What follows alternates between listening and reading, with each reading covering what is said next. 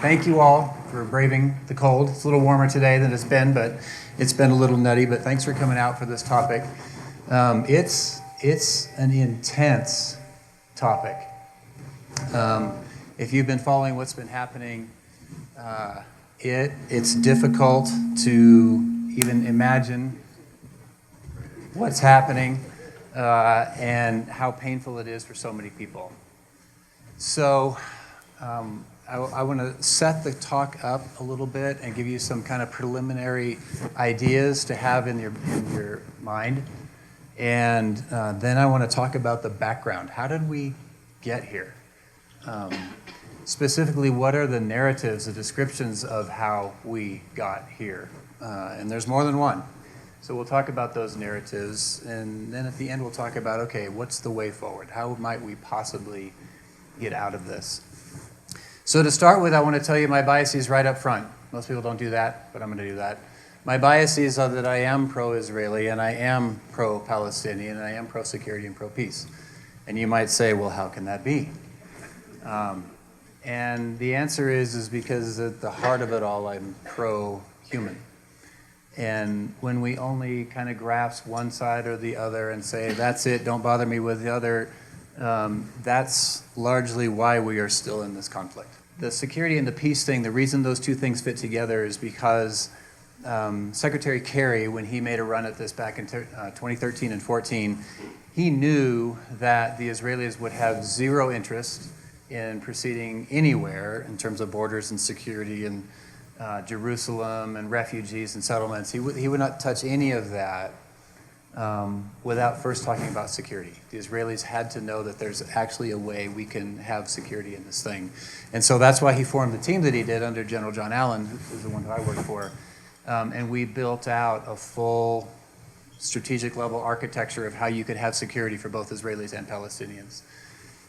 Because in this world, you can't really have peace unless you've got some kind of realistic security in place. And so that's why those two things are important, security and peace.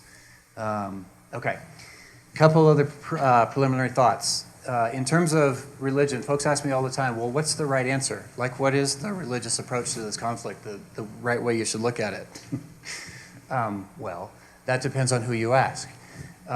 And religious leaders don't just argue between Jews and Christians or Christians and Muslims. Within each of those major monotheistic religions, there are massive disagreements about what are the theological implications of this area of the world, right? And so what I would ask is for this next 40 minutes or so is take your religious lenses and maybe just set them to the side for a second and try to understand what's happened to get us here to this point from a non-religious point of view.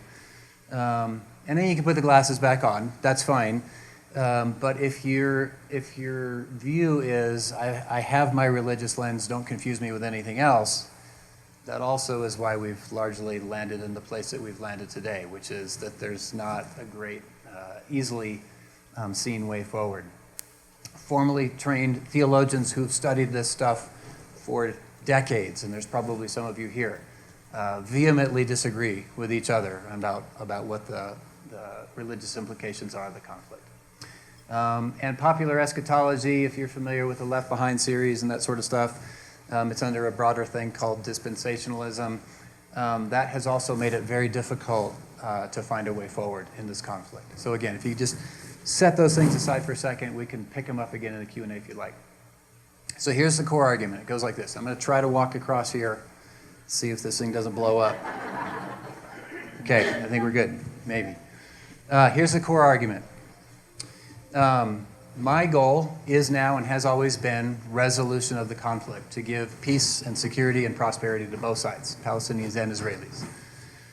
But there's not going to ever be resolution of the conflict until leaders, Israeli leaders, Palestinian leaders, and also American and Arab state leaders begin to embrace the narratives of both sides and understand the whole thing and not pretend there's only one side or another. There will never be resolution of the conflict until there is leadership that will engage in that. The primary task of any leader in peace negotiations is not to extract as many concessions as they can from the opposite side. The primary task of a leader in peace negotiations is to prepare their people for peace. And that has not happened yet on either side. So that's why leadership is so critical. But here's where you come in. Leaders do actually listen to their constituents. Even in non-democracies, they will do that if the pressure is high enough. But especially that is true in democracies. And so when the people push their leaders to understand and embrace the whole thing and actually bring it to resolution, there's actually a fighting chance that it could happen. Not tomorrow, not next week, but eventually. So you matter, and that's why I'm glad you're here.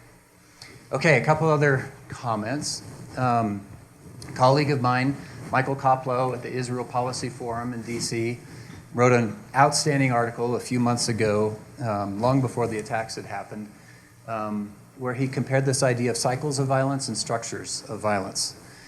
And he said what happens normally when the conflict breaks out between Israelis and Palestinians is that policymakers try to go in and they try to break the cycle, right? It's tit for tat. Palestinians hit Israelis, Israelis hit back against Palestinians, and it goes back and forth. And if we could just break the cycle, then we could go back and everything would be great. Michael's point was that that's never enough because of the structure of the conflict. The structure of the conflict is going to cause cycles to repeat over and over and over again ad infinitum. So you can break the cycle, but it's just going to restart again. You have to address the structure. And what I'm going to spend the rest of the time talking about is what is that structure? What does that mean, and how do we do that?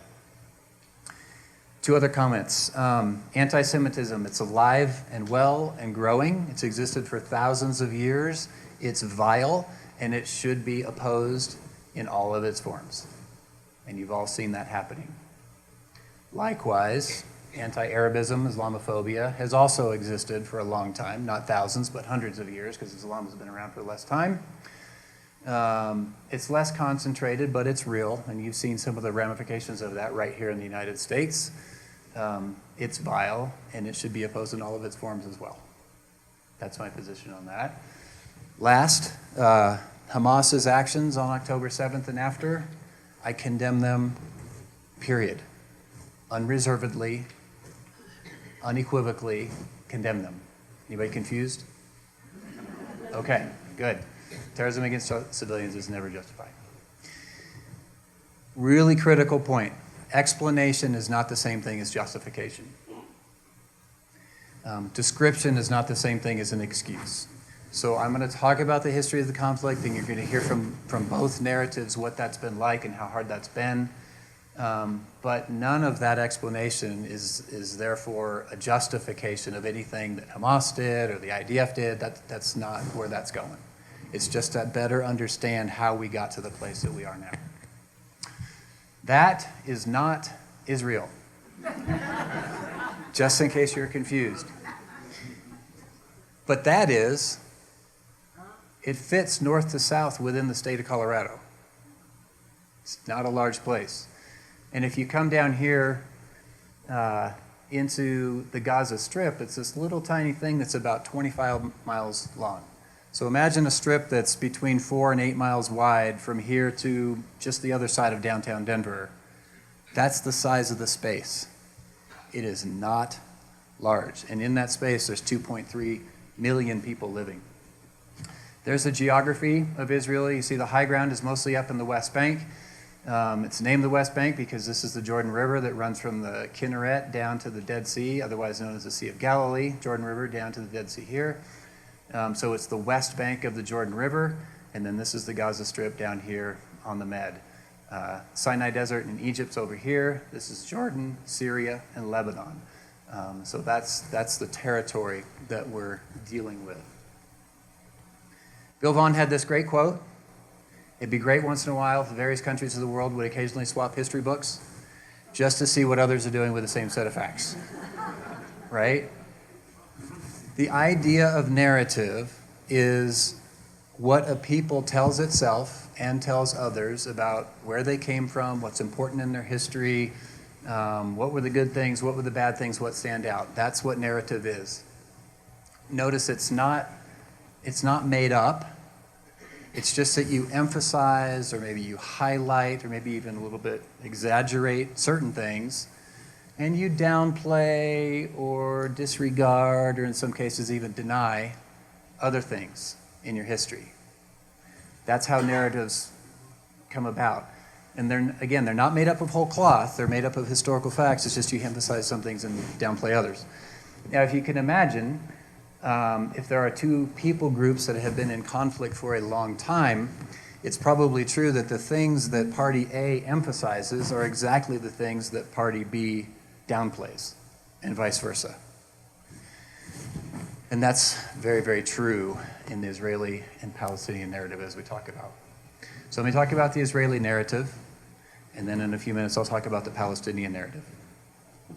Israeli narrative. So roll back in time to the mid-19th century. There was an ongoing debate in the Jewish community. Should we assimilate with the cultures that we find ourselves in, or should we separate from those? And it was a constant debate within the community. What should we do? This guy, Leon Pinsker, in about 1881, published a book called Auto-Emancipation. And in that, he made the argument that if we, the Jews, are going to be free at all, we are going to have to auto-emancipate. We're going to have to free ourselves. It's up to us. In other words, this was a strong argument for separation, that the assimilation thing is just not working out the way we want it to. So that was 1881. 1894 or so, things shift dramatically. The picture in the center there is of Alfred Dreyfus, and if you've heard of the Dreyfus Affair, you'll know that Alfred Dreyfus was an officer in the French military, and he was accused of espionage. And they brought him to trial in Paris, and initially, crowds would form outside and they would chant, death to Alfred. But as time went on, those chants changed to death to the Jews, all of them. And this gentleman, Theodor Herzl, looked at what was happening, one of the founders of the Jewish state. He looked at what was happening with these crowds getting bigger and bigger and calling for death of the Jews, and he said this: if France, remember equality and brotherhood and fraternity and all that good stuff, if France, the bastion of progress and universal socialism, can allow the crowd to get caught up in the maelstrom of anti-Semitism and chant, kill the Jews, then where can they be safe once again if not in their own country? Assimilation does not solve the problem because the Gentile world will not allow it, as the Dreyfus Affair has just shown us.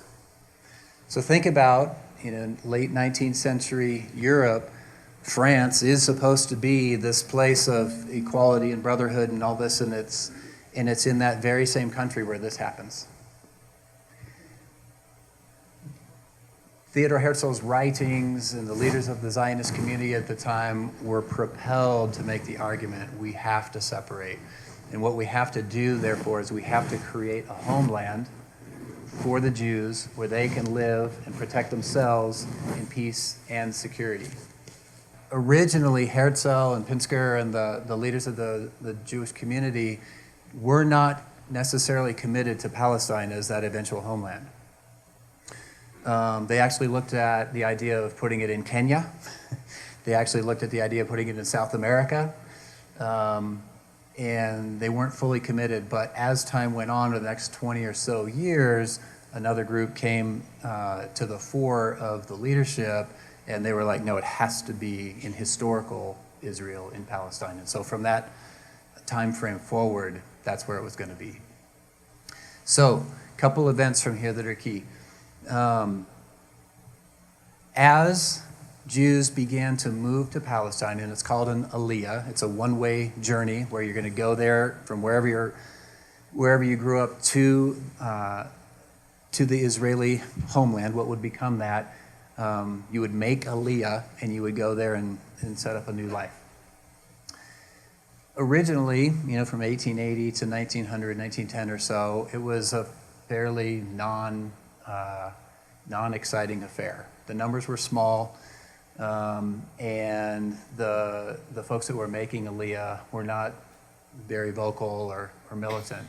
But if you think back in time to the turn of the 19th to the 20th century, the debate between capitalism and socialism was alive and well, right? Like, and nobody knew who was necessarily going to win that debate.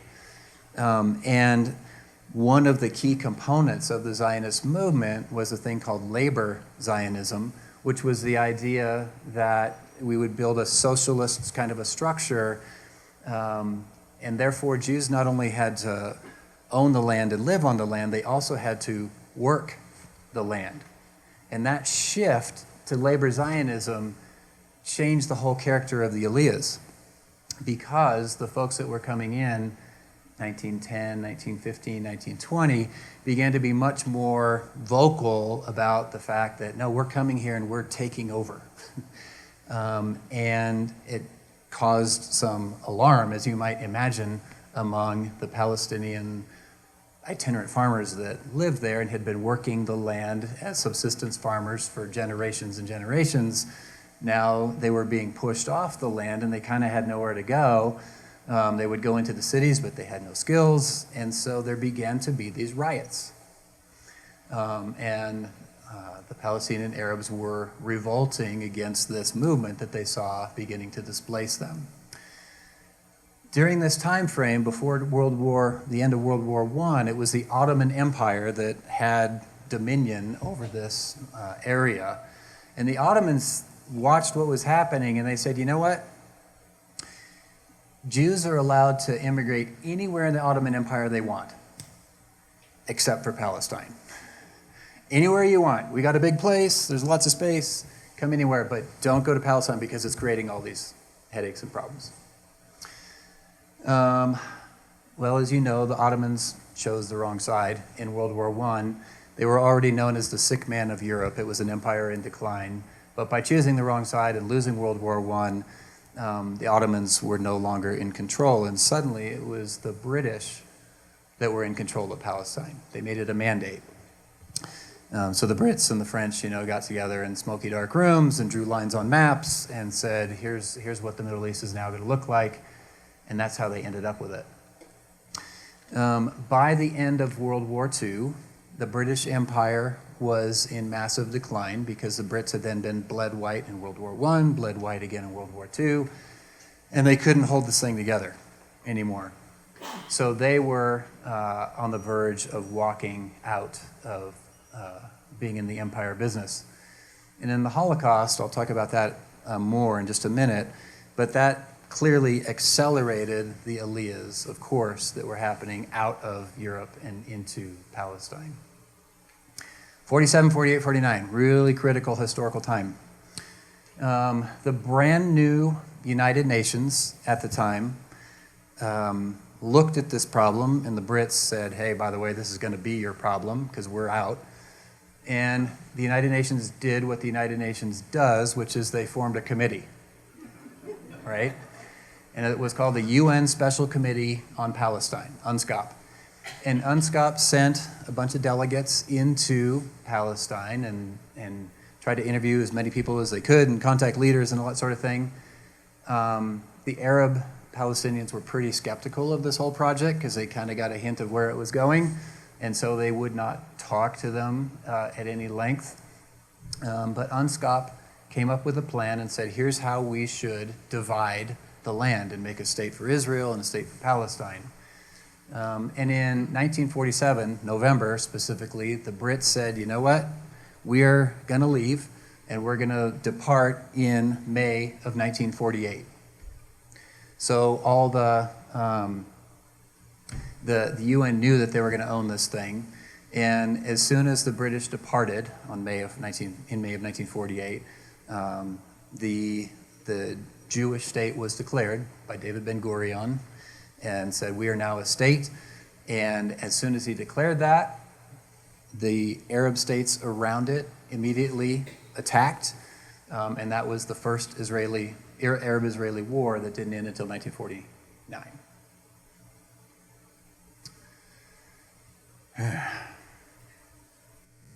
This is a picture of Auschwitz. Right down here, you can see train tracks coming in. So these are the most recent arrivals. You can see depending on where they came from, some of them are already in prison garb. Some of them are just in civilian clothes still, again, depending on where they came from. You can see the Nazi guards intermingling with them. And back in the distance, you can see the smoke rising from the furnaces. This is a picture of one day's work at Birkenau, another one of the death camps. It is nearly impossible to overstate how present this is to Israeli Jews. This didn't happen 75 years ago. This happened like yesterday. And then on October 7th, when Hamas attacked and murdered 1,200 Israelis, many of them in their own homes, the whole purpose of Israel, the whole purpose of the Jewish state was to make sure that that never happened again. And so Israelis were re-traumatized. They were brought back to this and deeply felt that all over again. You can't understand the decisions that the Israeli government is making. You can't understand the way that the Israel Defense Forces, the IDF, are operating unless you can grasp this. It's just right there. So that's the Israeli narrative. Here's the Palestinian narrative, which is largely told with maps. As of 1947, despite all the efforts of the World Zionist Organization and the Jewish National Fund, which were the two main groups, but there were many, many smaller groups that worked in concert, they were trying to purchase land in Palestine. As I said, the Ottoman Empire, which was over this at the time, was trying to make all of it illegal. The Brits went back and forth saying, yes, you can, no, you can't, yes, you can, no, you can't. But as of 1947, this white area was somehow purchased by the WZO or the JNF for any of those groups. It adds up to about 6% of this total land area. So that's how much they had. When the UN Special Committee on Palestine came in and did their study, they said, okay, we think we should partition this into an Israeli state and into an Israeli state and a Palestinian state, as I mentioned, and that's how we should do it. And you might ask, well, how did you go from about 6% of the land area to 52%? The Arab Palestinians were asking the same question, right? Like, really? And just because you painted this part green and this part white, there's still nearly 1 million Arabs living in this white-colored area. There's, if you draw a line on a map, it doesn't change what happens on the ground necessarily. And that's why, when the UNSCOP partition plan was presented to the Palestinian leadership, such as it was, they were like, no, thank you, but no. WZO and JNF and the Zionist leadership said, absolutely, where do we sign? But, it didn't make sense to the Arabs living there. But once it was signed, the Haganah and the Stern Gang and the Irgun, the kind of forerunner militias and army to the IDF today, as well as the brand new government of Israel as of 1948, started to try to make this reality. And so they started to force out Palestinians from what would now be the state of Israel. Fast forward from 1947 to 1949, as I said, as soon as Israel declared that it was a state, the Arab states invaded, right? And Israeli narrative will say, we just wanted peace and they invaded us. The Arab states would say, well, this ethnic cleansing, because that's what it is when you push an entire people group out of a specific region, They were trying to stop it and reverse it, and that's why they invaded. The problem is the Arab states all individually had their own agendas, which were different. They were really poorly led, the armies were. And they just did really, really poorly. In contrast to the Haganah, which had fought with the British as entire Jewish units in World War II and had this experience, had a lot of weaponry, were diverting a lot of that weaponry during World War II into Palestine. So folks would say, oh my gosh, all these huge Arab states attacked this tiny state of Israel, and it was just a miracle that they won. And in some cases, in some ways, yeah, it is a miracle, but you can actually understand how it happened when you know that the Haganah was really well trained, really well equipped, really experienced from World War II, and the Arab states were just kind of a wreck. And so that makes sense why Israel would win. And that led to these borders. So this is known as the 1949 armistice lines. It's known as the pre-67 lines. It's known as the green line. It's all the same lines. It's this right here, which is the basic outline of the modern state of Israel. It's all the same lines. Armistice lines, 49 lines, 67 lines. And so by the end of that first Arab-Israeli war, that's kind of where things landed. Now here's the most critical point of the entire history. Every war creates refugees. Every war creates massive displacements of populations because of fear of the violence. Now, it was already starting before the war by that ethnic cleansing that we described, but it continued in earnest through the 1948-49 war. So wars create refugees, and the International Convention is that once the hostilities cease, refugees are allowed to return home, which makes sense.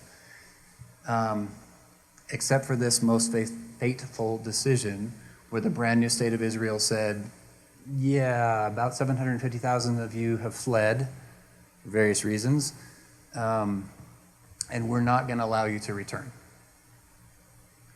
And in that moment, by that single decision, two things happened. One, a democratic Jewish state of Israel became possible. It went from an aspiration or a theory to an actual possibility, because now you had more Jews than Arabs living in this area, which you hadn't had up until that point. So it made a Jewish democratic state possible. Simultaneously, it created the Palestinian refugee crisis. Same moment.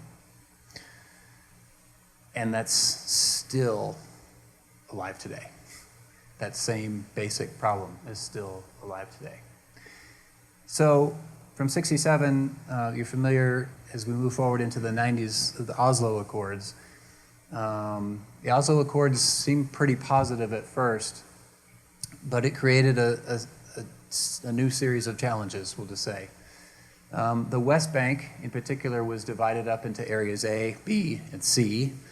Area A were the kind of major population centers where Palestinians would have governance and security responsibility. Area B were less populated areas, but still with populations. Palestinians would have governance responsibility, but Israelis would have security responsibility in Area B. And in Area C was everything else, where Israel would have both governance and security responsibilities. And what that did, because Oslo was supposed to be a 5-year transition, 93 to 98, where moving towards a Palestinian state, it never happened. It stalled over and over and over, but it left Area A, B, and C in place. And so the Palestinian areas of control became this archipelago. And to move from one island to the next, you would have to go through a series of checkpoints. And depending on the mood of the 18-year-old IDF soldier of that day, maybe that would take a few minutes, maybe it would take a few hours. It broke up the West Bank in such a way that it becomes economically unviable. Like if it takes you 12 hours to move your crop from the north to the south, those of you who've been to the Holy Land know it gets a little warm, right? it just is, it's not going to work. And that's where they're living today. So the Palestinian narrative is largely about this idea of we had it all, and then we lost a bunch, and then we lost more, and we've lost more. And today, with the Israeli settler movement, they're losing even more of that. Right? Settlers, Israeli citizens, are moving into the West Bank more and more, and taking over more and more of that land. This is a blow up of the West Bank. This is the areas A that I mentioned in this map. It's the dark orange. Area B is kind of the gray, and the light blue is everything else. What you also see in here are these dark blue areas, like around Ariel, Modin Elite, Ma'ala Adumim. These are settlements. These are where Israeli citizens have moved into the West Bank to reclaim their territory from a couple thousand years ago, and they create a lot of problems. Just say it that way. You'll notice these lines, part of the plan was to divide the West Bank, to bisect it in multiple places, and that's why you see the alignment of these things as they are. So as of today, there's somewhere just over 500,000 Israeli settlers in the West Bank, which has a population of a little less than 4 million, and the tension between them is just over the top. The basic responsibility of any state in the world is to provide security for its citizens. That's the most fundamental thing that you're responsible for as a state. But it matters how you do that. It matters greatly how you provide that security. One of the things that's true about the Israeli-Palestinian conflict is that there is a massive power differential. Economically, the economy of the West Bank and Gaza combined is something like 14 or 15 times smaller than Israel. But that's the easy measure. The more difficult measure, but the far greater disparity, is in military power, where the Palestinian Authority security forces that we helped train back in the 2000s, we can talk about that in the Q&A if you're interested, they're equipped to the level of kind of a gendarme or a carabinieri, if they're kind of a high-end police SWAT force, so rifles and a few armored vehicles, and not much else. The Israelis have 5th-generation fighters, modern warships, nuclear weapons. So the difference between the capabilities militarily between the two sides are off the charts. What that allows, very specifically, is it allows Israelis, the government of Israel in particular, to more or less dictate what the lives of Palestinians are going to be like. And what it looks like is that the West Bank is occupied. There are Israeli security forces in there all the time, manning all those checkpoints we talked about. And it also translates into Gaza being blockaded by air, by land, by sea. Even the electromagnetic spectrum is largely controlled by Israel. And over the last several years, nothing goes in and out of Gaza other than through Kerem Shalom down here, which is a checkpoint crossing with Israel, or Rafah, the crossing with Egypt. And Israel has eyes on both. And so nothing goes in and out of Gaza, and it's basically been strangled. It's basically an open-air prison. You may hear that phrase thrown around, and it sounds kind of trite. People don't even notice it anymore. But that's what it is. 2.3 million people stuffed in this corridor that I just described, 25 miles long, 4 to 8 miles wide. No clean water because all the wells have been overpumped and they're salinated completely. So they're dependent on Israel for water.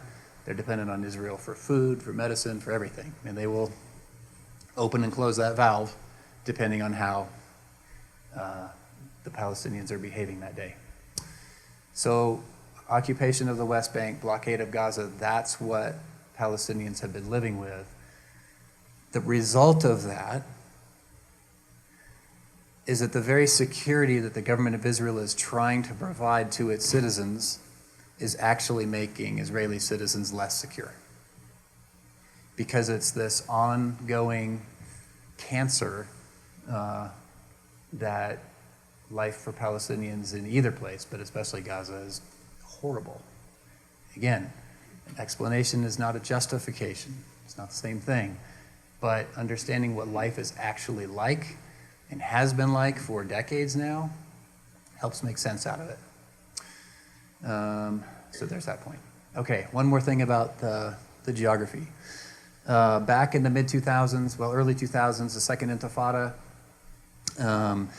Palestinians who were supporting armed resistance, violent resistance instead of peaceful resistance, were sending suicide bombers into Israel by the dozens. Buses were blowing up at the height of the Intifada, almost one per week, where these massive explosions would go off in Tel Aviv and Jerusalem and all over the country. So Ariel Sharon, the prime minister at the time, said, okay, this is what we're going to do. We're going to build a wall. And the wall is going to keep Palestinians from coming into Israel and pulling off these attacks. Well, a lot of people protested the building of that wall, not because of the fact that it was a wall and that was separating the two peoples, but because of the route. Because if you'll notice, as you come down, the wall goes into large portions of the West Bank and effectively annexes even more territory from the West Bank and adds it to what is controlled by Israel. So it's not the fact of a wall, it's the route. And if you're a Palestinian farmer and you happen to have your home on this side and your farm on that side, sorry, too bad. This is where it's going. And you'll notice down in this section down here by Mal Adumim, and another huge settlement area down there, it's not finished. It's not, this thinner line is incomplete down here. It's not incomplete because they ran out of material or because they forgot to finish it. It's because the settler movement down here is so strong that they don't want the wall to be completed because they want it to go further into the West Bank. And if they build the wall, it's like saying, no, this is where it's going to be, no further. And so the settler movement is like, no, don't build it because we want to push it further out. So that's kind of the story of the wall. This is a bus bomb in, I think this was in Nasiriyah. If you go to school in Israel, there's no yellow bus. You get on a public bus. And I had dinner with a family in Haifa back in 2006 who just 2 years or so, 2.5 years prior, their daughter, who was 13 years old at the time, was on one of these buses that was blown up just like that. If you can imagine a bus blowing up in some American city every week for a couple of years, you can imagine what we would be feeling, right? This is a house in Sderot that was hit by a Hamas rocket. This is back in 2012 to 2014 timeframe. And you can see the massive devastation. You can imagine maybe what it's like to live under that. Like we lived under rocket fire in Iraq, but we were at war. If your family is living in this house and this stuff is happening, it's going to mess with your head. This was Gaza in 2014. And I would argue that that's kind of a whole nother level of destruction, right? In every conflict, major conflict that Israel has had with the Palestinians over the last 15 years or so, the death toll ranges from 10 to 1, 15 to 1, 100 to 1. 1,200 Israelis were murdered, as I said, brutally. We're up to 24,000 Palestinians who have been killed so far. And even if we stopped the bombing today, the starvation that's happening, the lack of ability to get food in, there's going to be a longer-term death toll that's not going to instantly stop. This is what it's like on the human side. of this conflict. A couple of years ago, someone asked me to present on this, and so we were looking at, okay, what's the Biden administration been doing? The Biden administration at that point was staying as far away from the conflict as they could, because administration after administration after administration has invested all kinds of energy into trying to bring about a two-state agreement to no avail. So I mentioned I was working with Secretary Kerry during the Obama administration. Again, that ended with them going back to war. And so the Biden administration said, yeah, we're just not going to expend that capital right now. December of 2022, so just over a year ago now, Netanyahu was voted back into office, and it was measurably the most right-wing government in Israeli history. Folks who had been out on the fringes talking about moving more Palestinians out of the West Bank so that Israel could take over are now in the government with big major portfolios. Itamar Ben-Gvir, Bezalel Smotrich, these folks have significant impact on government policy in Israel right now. And they were talking about these things openly, often. And it was creating more and more strife within the West Bank in particular at the time between settlers and Palestinians. The violence was ratcheting up quickly. And as we said, prospects for resolution right now are not looking good. But chances of violent outbreaks are very, very high. And that was over a year ago. And that's where we went. So folks ask the question, how in the world did Israeli intelligence miss this? It's becoming more and more clear that they didn't. IDF soldiers on the ground who were scouts looking into Gaza, watching what was happening, as well as Mossad agents who were doing what Mossad does on the ground were saying, this is different, this is big, Hamas is up to something. And the Netanyahu government had gone through these cycles where they would have these flare-ups of violence. Maybe a few Israelis would die, a lot more Palestinians would die, and then things would go back to calm. And the Netanyahu government decided, I think that's okay, and we just hope that's what's happening again now. So they literally ignored what their scouts, what their intelligence agents were saying. Back in 2013-14 timeframe, when we were working on this security architecture, we were meeting with Israeli military leadership and walking through all these issues. Security is basically a series of problems that you solve one after another, after another, after another. And so we were pushing them, okay, here's this thing, how are we going to solve that? And they'd come up with something, okay, what about this one? How are we going to solve this? One on down the line. One of the Israeli generals eventually got really irritated with me, and he said, you know, you Americans, you think that every problem has a solution. Sometimes the problem just has to be managed. And what he's actually saying is, very pejoratively I might add, that sometimes you just have to have these exchanges. Some people die over there, some people die over here. And they actually have a term for it. They call it mowing the grass. Every once in a while, you just got to mow the grass. And we were like, yeah, I don't think that's a good long-term solution.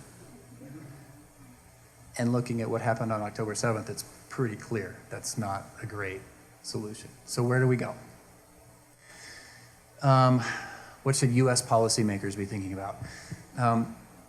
The afternoon of October 7th into October 8th, the United States government, I was not part of this part, this is just what we did.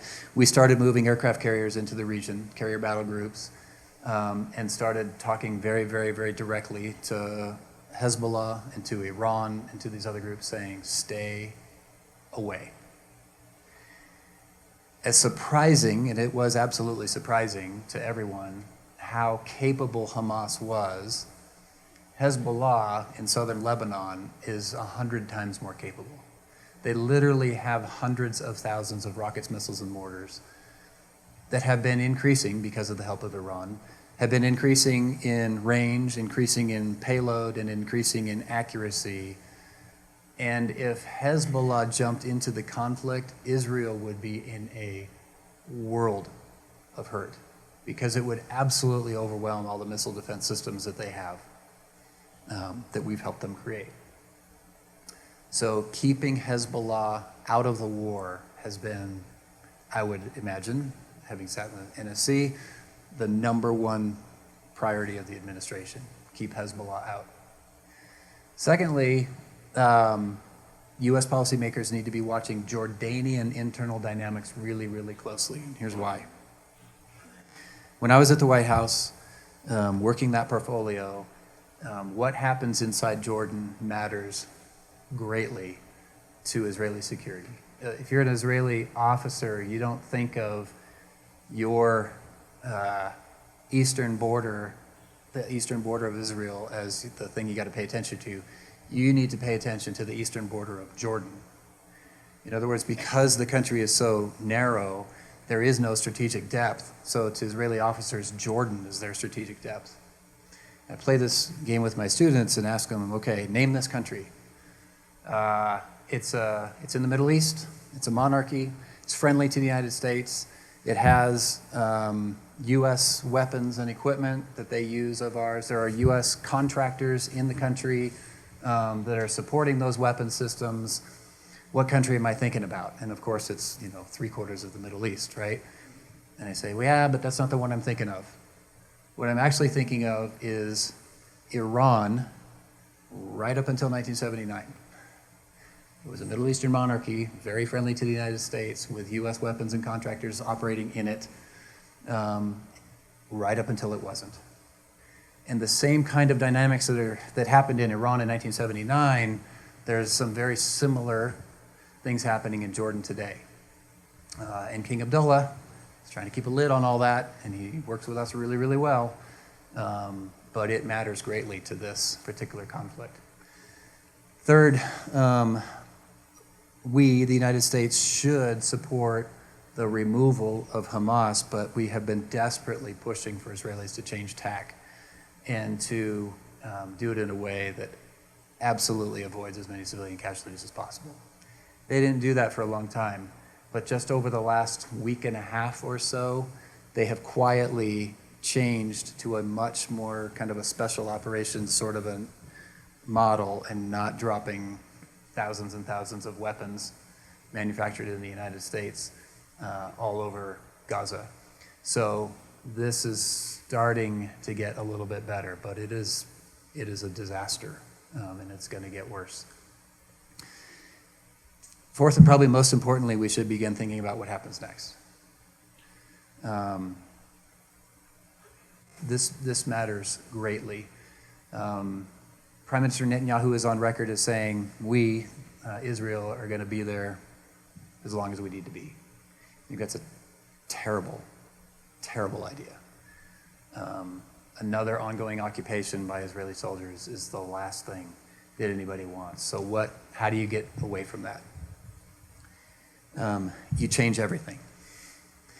And this is how you change it. You give hope to the Palestinian people that there is actually a future that includes an independent state for them.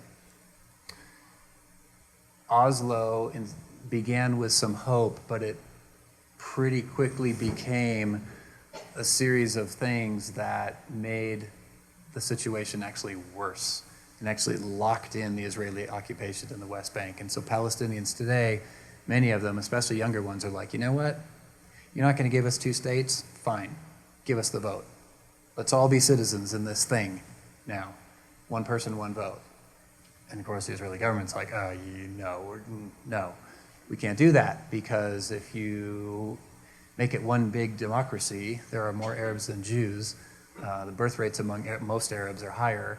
And you can either have a Jewish state, or you can have a democratic state, or you can have the whole land. Pick two, is the way Aaron Miller says it. It can either be Jewish and democratic, and it's not the whole thing, or it can be Jewish but not democratic, because it'll be an apartheid state if they try to run the whole thing, or it can be democratic in the whole thing, but it's no longer going to be Jewish.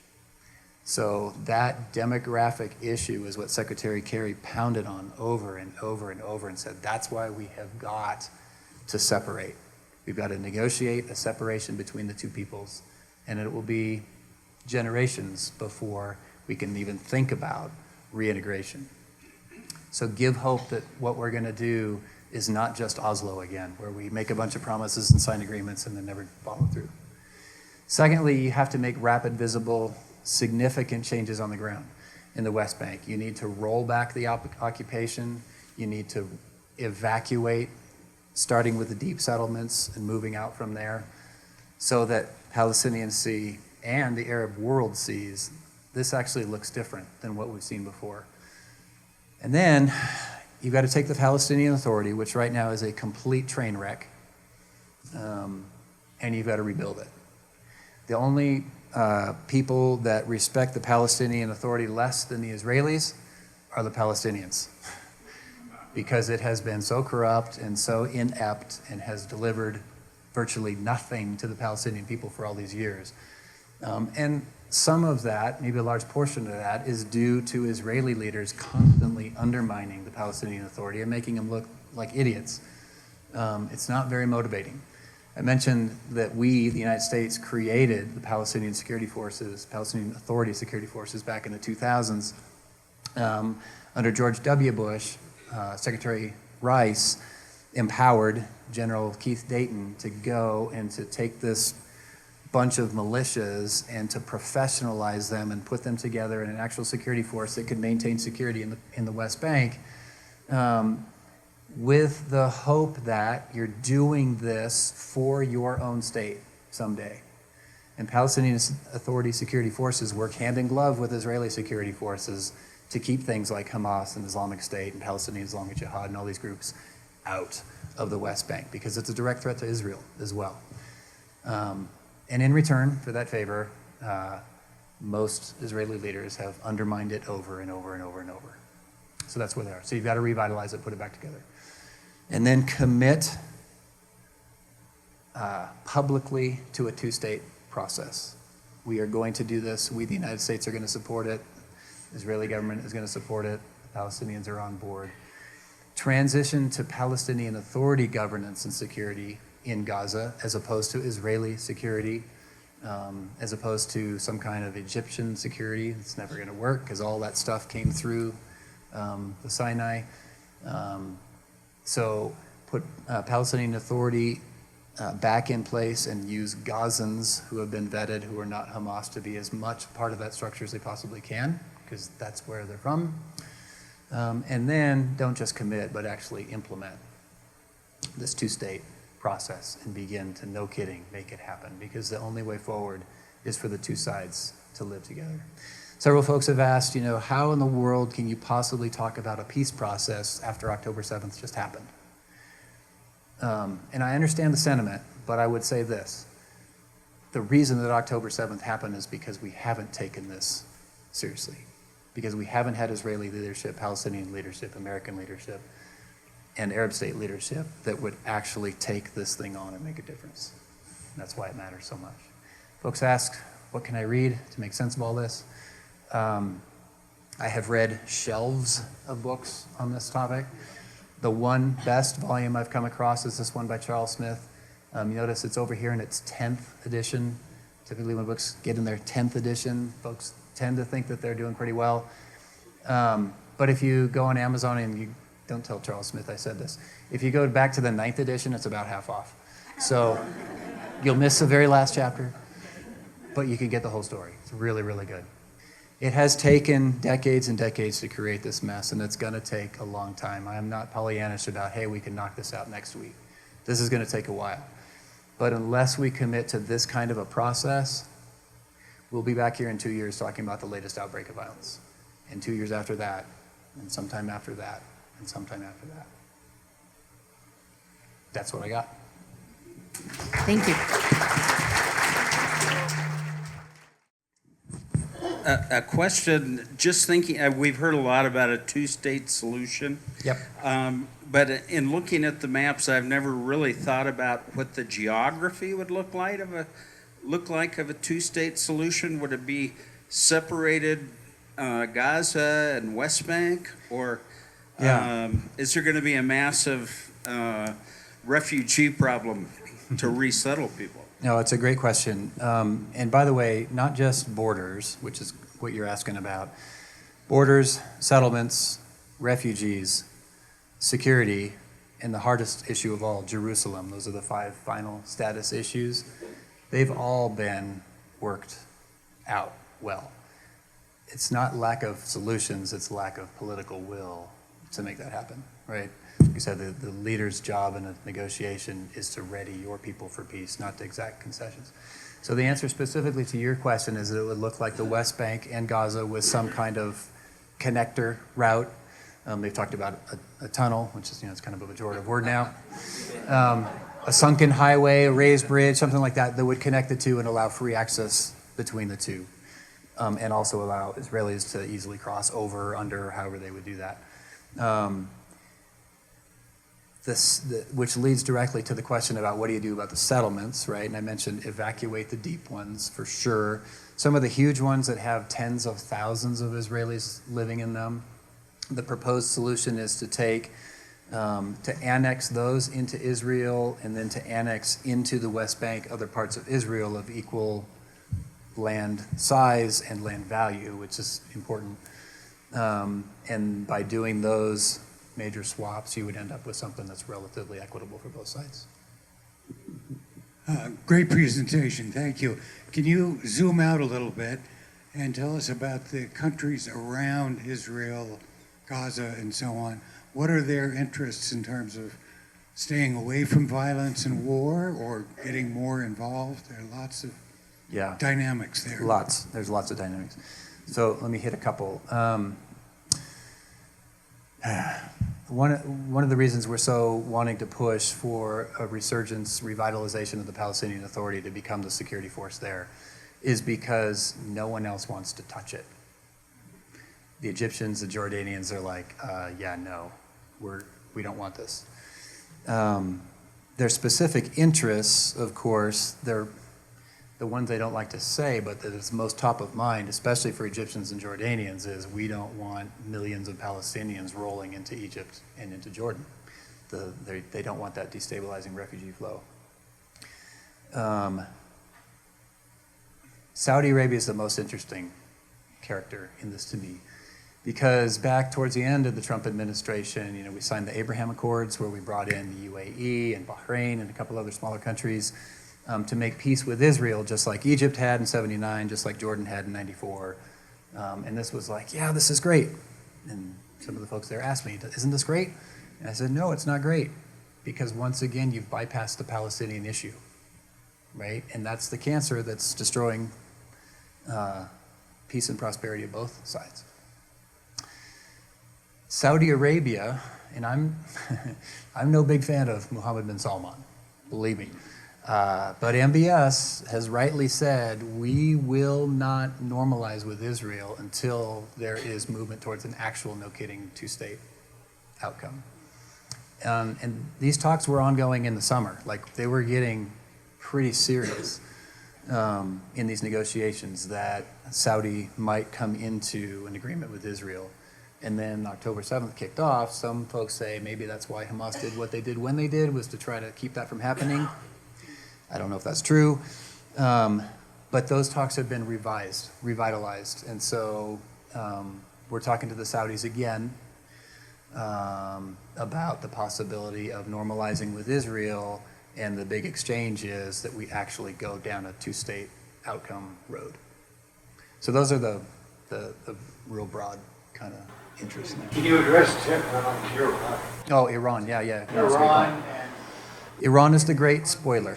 the Hezbollah, Yep. might they have swept the Israelis pretty close to the city? Militarily, they probably could have. The question was, would Iran want to ignite Hezbollah into going ahead and attacking and just destroying Israel? They wouldn't destroy it. They would just do massive, massive damage to it. And then the retaliation would be hell, and it would go right to Tehran, maybe with nuclear weapons. So even the Iranians were savvy enough to go, yeah, that's probably not what we want. Hezbollah, interestingly, even though it's been sponsored by Iran for so long, and they're both Shia, Hezbollah has become a much more independent actor, particularly since it's gained seats in the Lebanese legislature.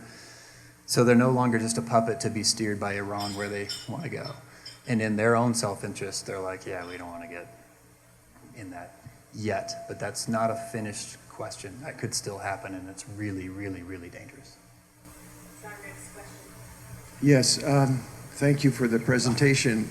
Yeah. I had a question about the location of the refugee camps, and I assume that they're in the brown areas on your map of Palestine. But there are a lot of Palestinians in Jordan, isn't that correct? Yep. Are they integrated into that society, or are they expecting to come back as an additional group once this peace thing happens? So refugees, another one of the final status issues. The question is, what do you do with, it's not just 750,000 now, because it's all their descendants, right? So you're talking several million Palestinian refugees, primarily in Jordan. They're in refugee camps in the West Bank as well, as you mentioned. Some were in southern Lebanon as well. And the question is, what do you do with all that? Many of the families who either fled or were forced out in 48 or 67, they still, I have mine here, no I don't. They still have the keys to their homes, expecting to go back, right? Now they know that the homes are not there anymore, but a lot of them will have them in, displayed in a shadow box, so to speak, on the wall, that, that's where we want to go back, because that was our land. The reality is that if you returned multiple million refugees to Israel, you would no longer have a Jewish demographic state. So that's not going to be allowed by the Israelis. But again, in terms of how the solution is worked out, it's like you can do what they call kind of a token return. Maybe 10,000 Palestinians come back. So it doesn't change the demographics of Israel. But it acknowledges that this was wrong, and we agree that it was wrong. We can't make it completely right, but at least it's acknowledged. So that's how they would handle that. Our next question is about. Yes, sir. Is anybody else's head spinning? Mine certainly is. I know, it's a lot. And more I read on the topic and I listen to wonderful presenters such as yourself, the more difficult things seem to be. Yeah. So I'm going to present just a couple of points and then ask you for your perspective of what the U.S. should do. Mm-hmm. So you got Netanyahu sitting there, and everybody seems to think he's out of here, but I personally don't know that, and I don't think anybody else does either. Correct. Second, the political strength of the settlers, and I assume Orthodox Jews in Israel, and their political power within Israel. Third, of course, is Hamas, and can you really get rid of them? Can you really defeat them? And so when you start to add those factors up, Yep. we are certainly a key player in putting pressure on Israel. So my real question to you is, how far do we really need to go to overcome these kinds of situations and political pressure in Israel? How far can the U.S. go? How far should the U.S. go? And then what's the underlying politics there in terms of how much courage a president is going to have to do that? So just tell Biden and Trump what to do, would you? Easy.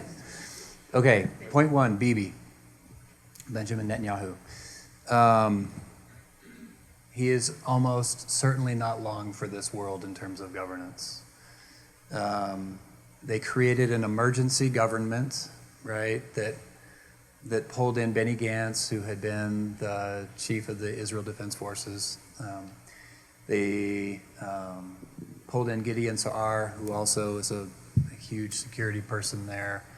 And so it's basically Netanyahu with just a few people, and Itamar Ben-Gvir and Bezalel Smotrich, the real right-wing wackos, the religious nationalists are not part of that emergency government. There's already talk right now of that emergency government disbanding. Benny Gantz in particular has expressed frustration with how it's being carried out, and word on the street is maybe 3-4 more weeks, and that's probably all they're going to get. When that goes down, it reverts back to the government that was in place before, which included those folks. And Israeli society, if you remember back to the same point I was talking about with December 2022 and forward, Israelis were incredibly disenchanted with their government, right? The reason that Netanyahu brought in those far extremist folks into his coalition was because he needed them to stand with him against the indictments that were coming down on his head. Sound familiar?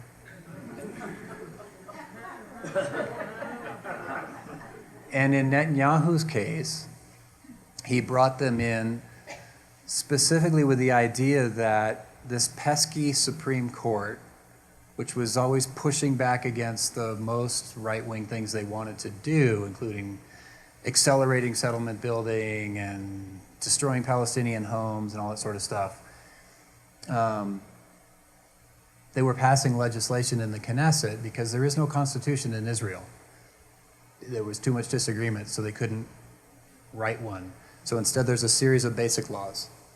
The problem with that is that the basic law can be overturned by 51% of the Knesset, right? And so that's what Netanyahu was pushing for, is let's defang, depower the Israeli Supreme Court so that we can then proceed with not only me, Netanyahu, not being indicted, but also with these other far-right kinds of agendas. That drew hundreds of thousands of Israelis into the streets to protest against their own government every weekend for months, basically all the way up until just before October 7th. So when the dust settles, this government is out. There's no way the Israeli public is, even though they've been drifting rightward over the last 10, 12 years, maybe a little longer, there's no way this government lasts.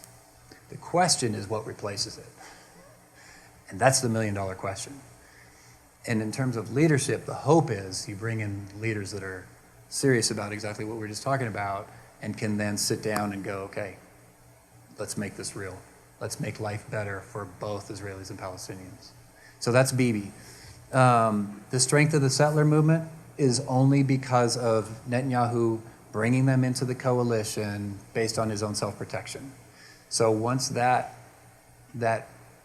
reason is removed, much of their power is removed. And remember, the real radical settler movement is not the majority. It's a relatively small segment of Israeli society that are religious nationalists, absolutely committed to, we're taking over the whole thing.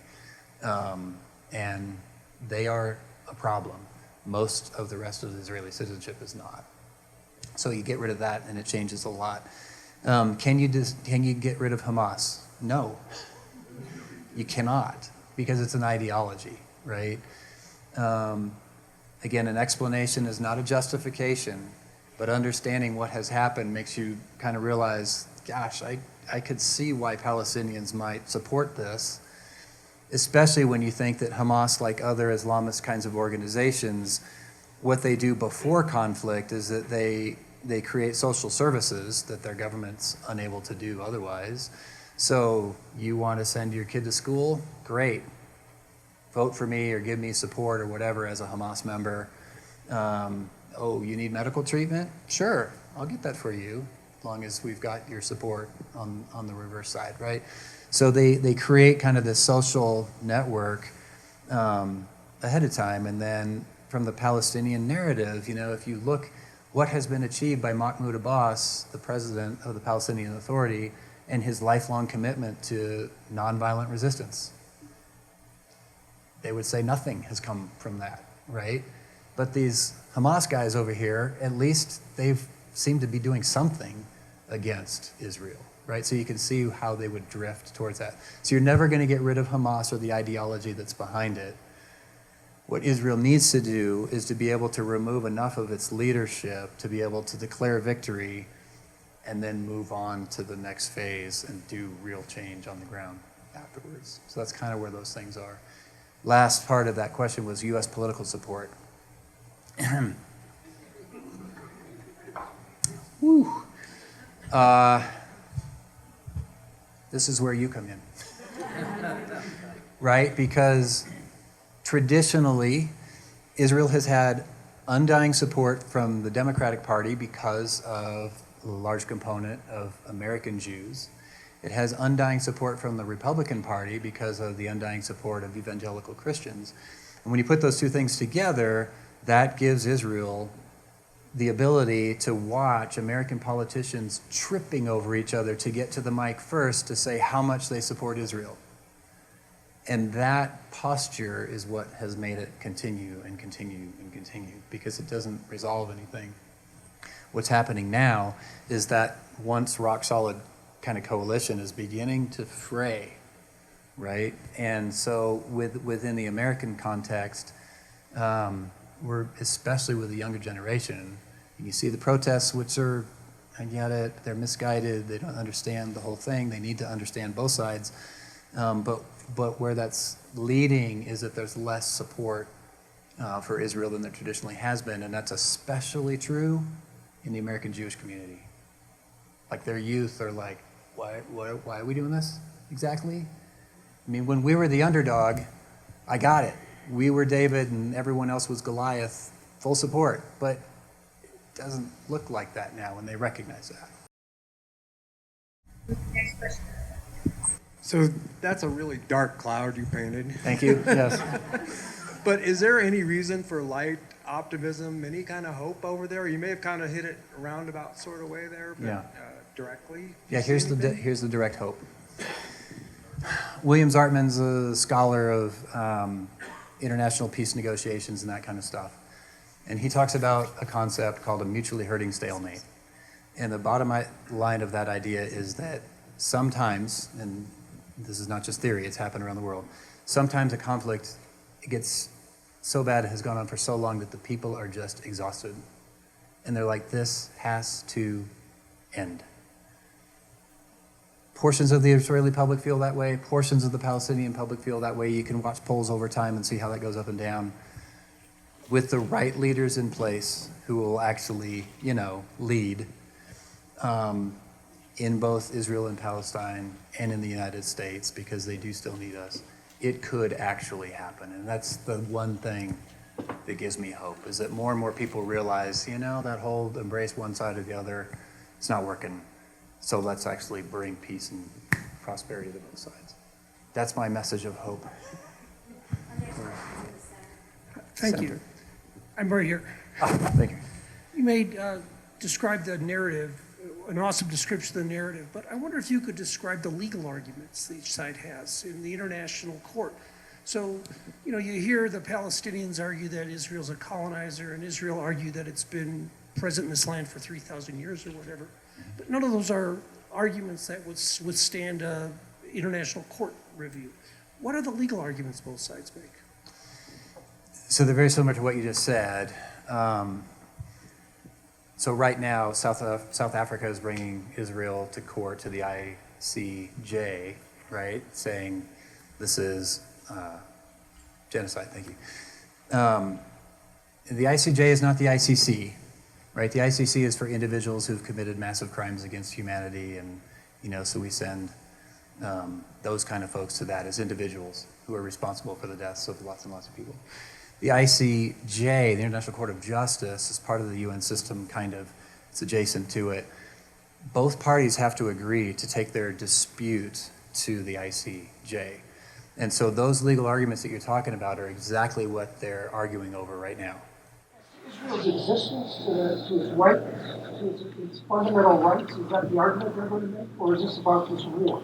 The case brought by South Africa is specifically about this war, but it will inevitably touch all these other issues. So the lead attorney for Israel is a guy named Tal Becker. I know him. He's extremely capable, and he will make the arguments about exactly what you're alluding to, Israel's right to exist in security and how Hamas is the aggressor in this particular case. And what will happen next is really fascinating because it depends on whether they keep it to the narrow question of is this genocide or is this not, which I think Tal will be successful in arguing that it's not, or how much of the broader legal framework that you're talking about will come into it. My guess, because of the complexity, is they're going to probably keep it pretty narrow. But the legalese that they're going to address are all those things. What about this? What about that? Moving settlers into an occupied territory is condemned in international law, yet they're doing it. On and on they'll go. And Israel will say, no, but it's for our security that we're doing this. We have to do this. And round they'll go. What about as to the actual existence of Israel, the fact that they're there, that they have come from, as you said, the mid-19th century, they now occupy this land? Is there legal support for that? Yeah, in the sense that they're a member nation of the United Nations, right? So they are recognized as a nation state by the international body. More importantly, they're recognized by the most powerful international players, us leading that charge. The Palestinians, they declared a state too. They declared their independence in 1988. And in 1948, when the Israelis declared their independence, we, the United States, under President Truman, were one of the first to say, yes, we recognize it.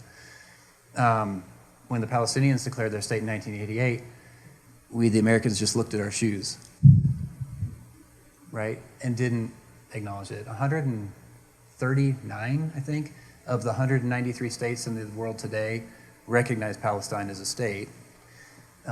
We don't, because the Israelis don't want us to. But recognition is only one part of being a state, right? You also have to have, if you're going to be a real state, you've got to have sovereignty, control over your internal affairs, control over your foreign affairs, and probably most importantly, you have to have a monopoly over the use of force within your territory. Palestinians have never had that, literally going back 500 years. They've not had, it's always been some other power from the outside that's been occupying them. So those are the arguments they'll play with. I suspect they'll keep it pretty narrow, though. Sir. Yes, earlier in your presentation, you used the word eschatology. Yeah. What is that? Okay. So it's a theological term, study of the end times. The question of what happens, what is the role of the state of Israel in the end times? And some folks that come from a dispensationalist background will say, and this is what drives a lot of American evangelical support for the state of Israel, they'll say, Israel, I read my Bible and in Revelation it says they are right there in the midst of it all happening, so we've got to support them. Those who support Israel I will bless, those who don't support Israel I will curse, Genesis 12. And again, that causes the conflict to freeze instead of causing it to be resolved. Absolutely. Bigger problems, you touched on it, but can you talk a little bit about Jerusalem? How does that need to resolve? It's a great question. So the Geneva Initiative, which was led by Dr. Yossi Beilin, who was one of the original architects of Oslo before it all fell apart, worked within the Economic Cooperation Foundation, ECF, and also within the Geneva Initiative. And they've produced a book about that thick of extensive maps of Jerusalem, how you not only divide the neighborhoods, but how you create architecturally spaces that don't look like a checkpoint, but that kind of are, so you can have the security in the holy places, and yet still have it not so kind of offensive to the eye. So it's all been worked out, but Jerusalem is the most difficult of the 5 final status issues, how you do that, 100%. Yeah, your second to last slide said this is what the morning after should look like. Yeah. What do you think it will look like? It's all about timing. It depends how long Netanyahu can hang on.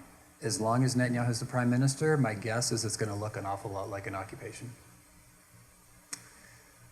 How long he remains in power is to be determined. And hopefully it will soon be somebody else who has a very different view of how to do that. In the 20th century, two small conflicts became world wars. Does this become a world war? It's close. It's not yet, but we're watching what's happening with the Houthis shooting up ships in the Red Sea, and we've now retaliated as of this afternoon 4 times. Are the Houthis going to respond? No, they're not. Iran is, of course, watching that very closely, supplying the Houthis with everything that they're firing. I'm very confident that there are some very strong conversations happening, not directly, because we don't have relations with Iran, but indirectly, to try to keep them in their box. But Iran, like all other countries, is not one thing. The problem child in Iran is the IRGC, the Iranian Revolutionary Guard Corps. Qasem Soleimani was the commander of that, and he was assassinated by us. Good decision. But they are somewhat under the control of the government of Iran, somewhat not. They're kind of independent actors, and they are wreaking havoc everywhere. They're wreaking havoc in Iraq, in Syria, in Yemen, and it's what they do because they're a smaller power and they can't take us on head on.